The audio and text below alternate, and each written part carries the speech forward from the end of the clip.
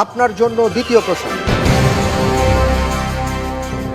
আল্লাহ রাব্বুল আলামিন সর্বপ্রথম কি সৃষ্টি করেন? ক, মুহাম্মদ সাল্লাল্লাহু আলাইহি ওয়াসাল্লামের নূর। খ, আদম আলাইহিস সালামকে। গ, আসমান জমিন। ঘ, কলম।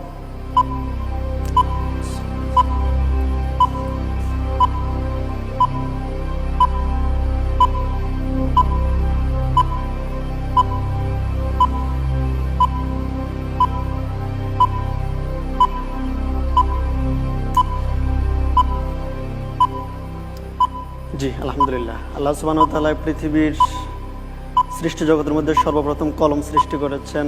সো উত্তর হবে ঘ, কলম। কলম লক করে দেয়া হোক। ঘ, কলম।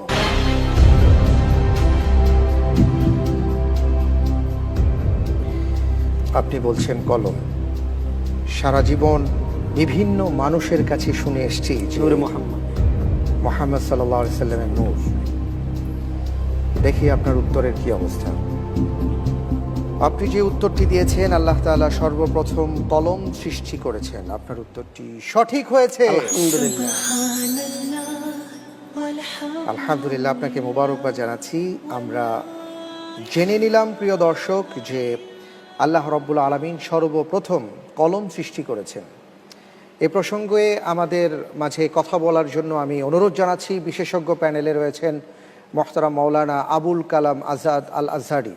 আল্লাহ সুবহানাহু ওয়া তাআলা সর্বপ্রথম যে সৃষ্টি সেটা হচ্ছে কালাম, যা কোরআনুল কারীমের বিভিন্ন আয়াত এবং রাসূল সাল্লাল্লাহু আলাইহি সাল্লামের হাদিস দ্বারা সাব্যস্ত হয়েছে। আর আমরা যেটা ভুল জেনে থাকি সেটা হচ্ছে মুহাম্মদ সাল্লাল্লাহু আলাইহি সাল্লামের নূর।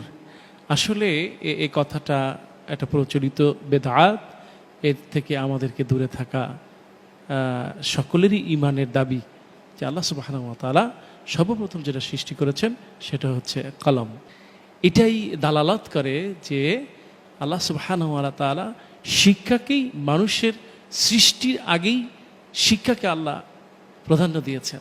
অনেক অনেক ধন্যবাদ আপনাকে। আলহামদুলিল্লাহ, আমরা জেনে নিলাম মূল বিষয়টি যে আসলে অনেক ভুল এমন আছে আমাদের প্রচলিত সমাজে যার কোনো ভিত্তি নেই।